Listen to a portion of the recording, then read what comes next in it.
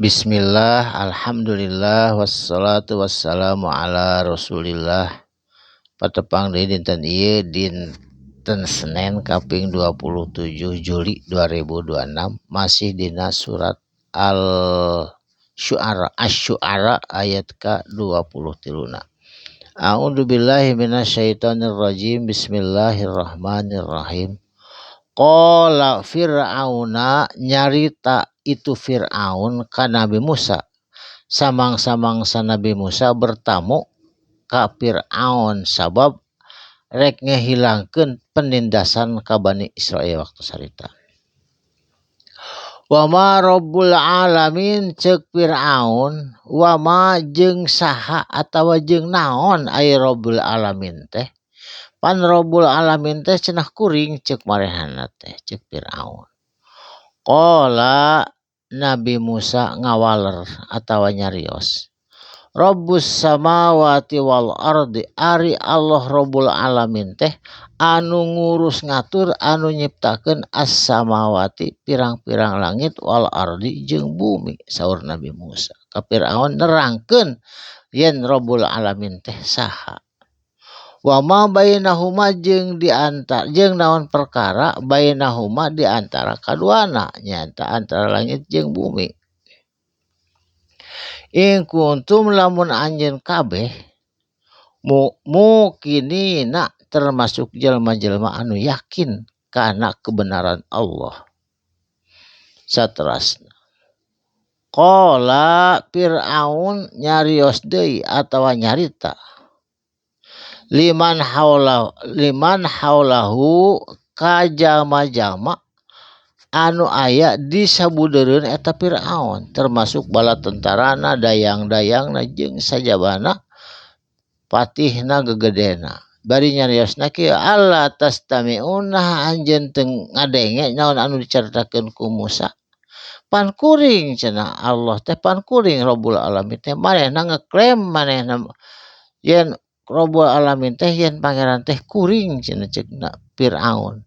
Sedengkeun setan oge anu baheula taat bari jeung ayeuna geus jadi ingkar henteu ngaku yen soranganana pangeran, tapi da ari Fir'aun mah kaleuweuhi nyebut pangeran kana dirina sorangan. Saterasna qala nyarios deui itu Nabi Musa. Rabbukum, ari pangeran anjeun kabeh, tegasna Allah Subhanahu wa taala. Wa rabbu abaikum, jeung Allah pangeran bapa moyang anjeun nu baheula. Al awalina, nu baheula sadayana oge eta teh Allah Subhanahu wa taala.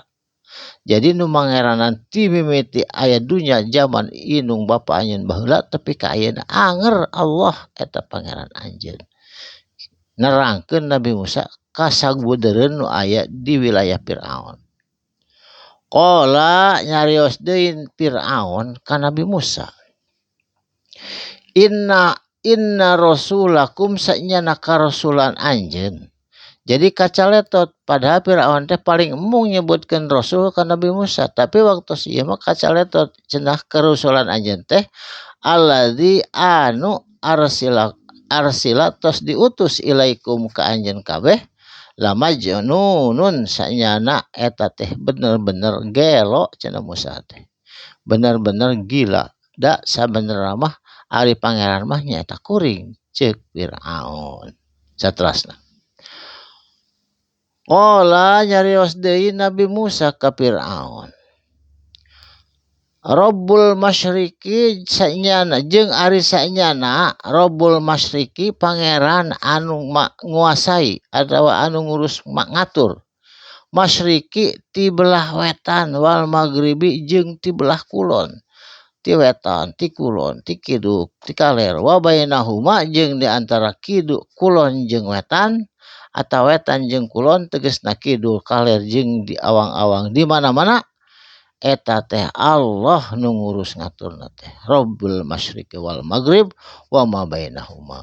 In kuntum lamun anjeun kalebet jama-jama ta'qiluna anu ngagunakeun akal jeung pikiran. Kitu saur Nabi Musa ka jami-jami anu aya di sabudeureun kerajaan Fir'aun waktu harita ngayakinkeun supaya manehna yakin sayakin-yakinna yen Allah Subhanahu wa taala anu ngurus ngatur, anu ngarajaan, anu ngamilikan, anu nyiptakeun, anu maparin rezeki ka sadayana makhluk terkalebet ka Firaun anu harita nantang yen anjeunna nyebut dirina cenah pangeran kitu waktu harita kaayaanna. Barakallahu li wa lakum, mugi aya manfaatna. Shadaqallahul adzim. Wassalamualaikum warahmatullahi wabarakatuh.